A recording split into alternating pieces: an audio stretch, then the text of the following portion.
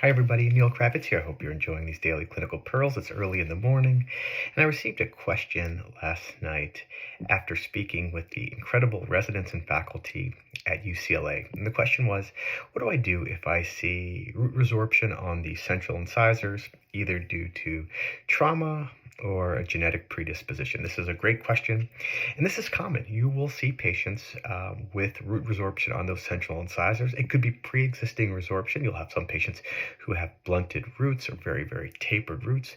You'll have some patients within months of treatment start to get resorption on the central incisors. A few things I always like to review: ABO material. Remember Smalley's research paper. You can detect root resorption on those central incisors within the first 6 months, so you must take a panoramic radiograph within the first 6 months or every 6 months of treatment.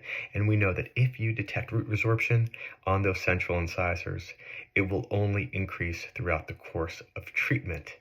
So the rule here is, if you want to do remote treatment monitoring, I always discourage that, but if you want to do it, make sure you're taking radiographs every 6 months to detect root resorption. That's the professional standard of care. All right, so what do I do in my office if I see root resorption on the central incisors? I actually switch to Invisalign.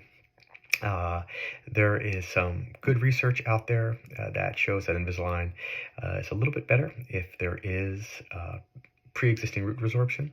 So if I see that, I will switch to complementary Invisalign. You can do in-house aligners if you'd like. I've done that toward the end of treatment, but I never charge for that. I just simply need to use a different tool. This person's body is responding in a very specific way, and I need to change the tool that I am using. So you could be using light forces.